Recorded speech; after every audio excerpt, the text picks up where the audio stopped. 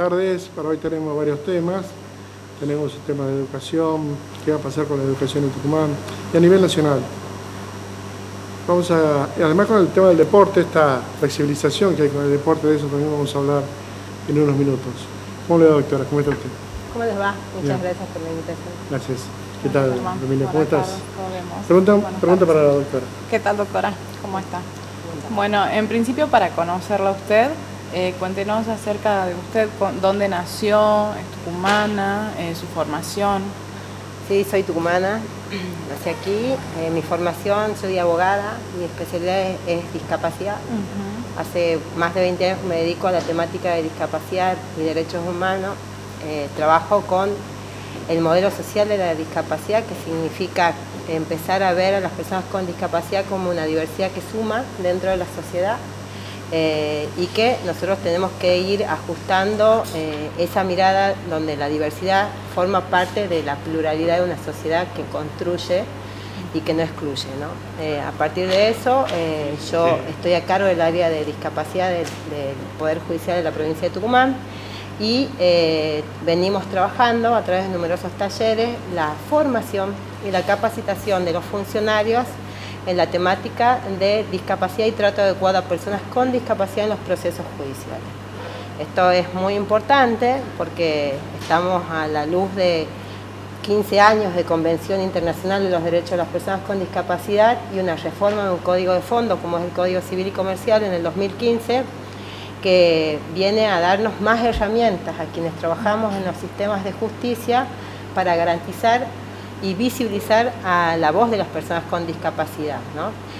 Justamente con eso también venimos acompañados en este año con la Agencia Nacional de Discapacidad, quien a través de distintas resoluciones, yo voy a hablar de una específicamente que es la que atañe justamente a justicia, que es la resolución 94, se garantiza que las personas que perciben la pensión no contributiva por invalidez, que así estaba denominada en el decreto del 97, pero es por discapacidad, puedan continuar percibiéndola en forma autónoma sin iniciar un juicio de interdicción, que es la vieja curatela de insanía, que sería hoy en Tucumán un juicio de capacidad.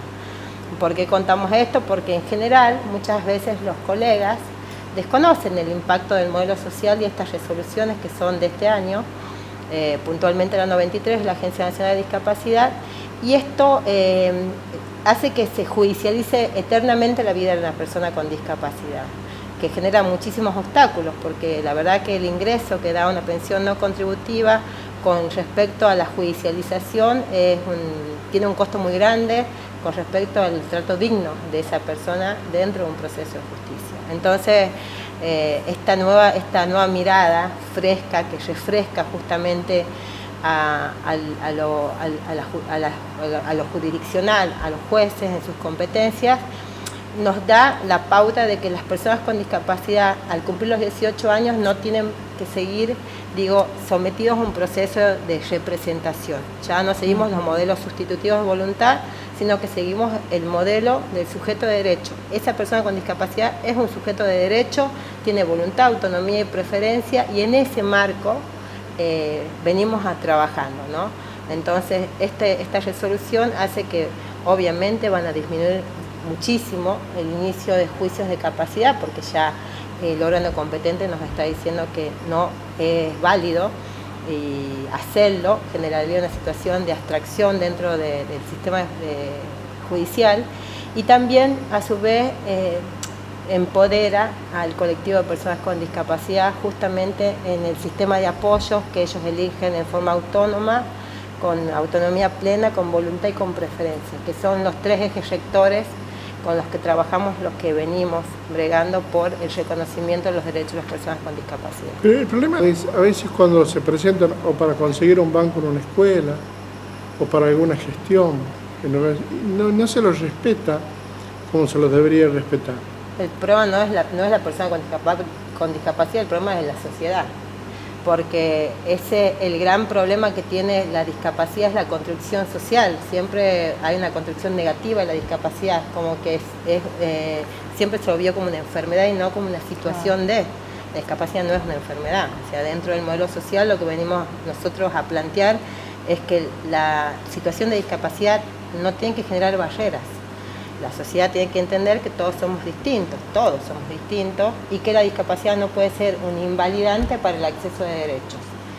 Lo que vos decís es verdad, no se consiguen cupos dentro de las escuelas, pero a su vez tenemos una resolución, que es la 311 del 2014, o del 2016, perdón, que firmó el Consejo Federal de Educación, donde nuestro ministro forma parte, y lo común es la escuela común. Entonces no deberíamos tener ni siquiera este cupo, ¿no? Creo que hay que empezar a ajustar las políticas públicas provinciales con las nacionales, insisto, ayornarnos y empezar a garantizar. ¿Qué hace la persona que no le quieren inscribir su hijo en una escuela? Tiene que denunciar. ¿A dónde se lo denuncia? Tiene que denunciar dentro de los organismos competentes. En primer lugar, la Convención establece en su artículo 3 que todo acto de discriminación tiene que ser denunciado y el Estado tiene que ser sancionado.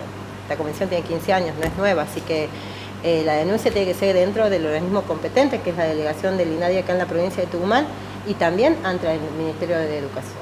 Porque en algún punto sabemos que el Consejo Federal de Educación impuso que el Estado tiene que garantizar un sistema de apoyos a todos los alumnos, niños y adolescentes, en la escuela común. La escuela especial dejó de existir hace mucho tiempo. Esto también lo tiene que replantear el Ministerio de Educación. Eso justamente le iba a preguntar, si es necesario que haya una maestra en particular para apoyar a los chicos en las escuelas comunes. Ese sistema de apoyo es de acuerdo a la necesidad educativa de ese niño. Creo que el tema de la integradora tiene que ver con el sistema de apoyos, que hoy no se está discutiendo demasiado en educación y que en realidad es el primer lugar donde se discrimina a un niño en realidad con discapacidad. Por ahí los papás dicen, la escuela me elige a mí. No, yo elijo la escuela, si todos elegimos las escuelas de nuestros hijos. Entonces, el gran debate creo que se podría dar y se tendría que dar dentro de educación es por qué, si hay una resolución del Consejo Federal de Educación que garantiza la educación inclusiva, hoy no se está cumpliendo en la provincia de Tucumán cuando el ministro la firmó. Entonces, que esté la maestra o que esté un sistema de apoyos, que no sea una maestra, que sea una psicopedagoga, o lo que ese niño, niña o adolescente necesitara en el proceso escolar, lo tiene que garantizar el Estado y no los padres. Entonces, esta es la gran discusión. ¿El Estado está preparado para este cambio? Que hace 14 años lo venimos planteando los que trabajamos discapacidad y derechos humanos. No sé, pero debería estar justamente acorde al Tratado Internacional, porque si no es violatorio y discriminatorio el exigir un cupo.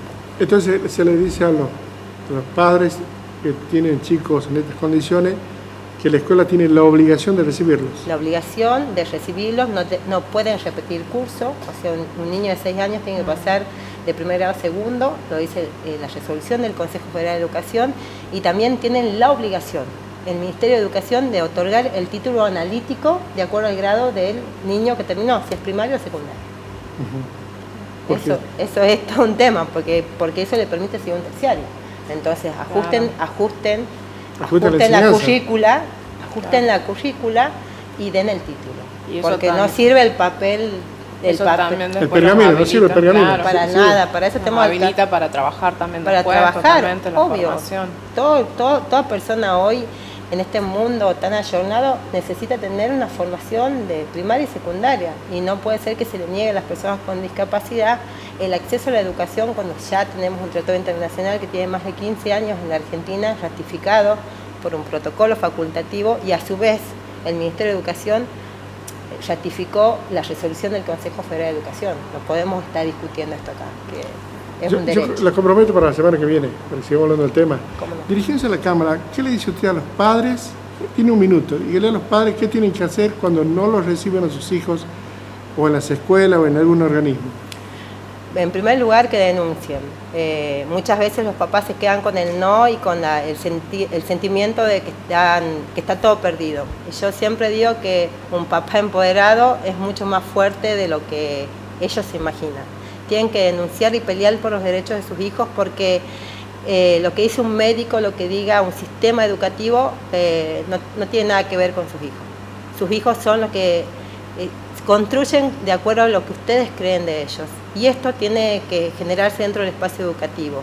Hay que romper estas barreras de actitudes, de malas actitudes, malas prácticas, y ustedes como papás son quienes tienen que darle motor justamente este reclamo. Así que denuncien. Gracias, doctora. Gracias por venir. No, gracias. Después la semana que viene. Sí, muchas gracias. Hacemos una pausa y ya volvemos.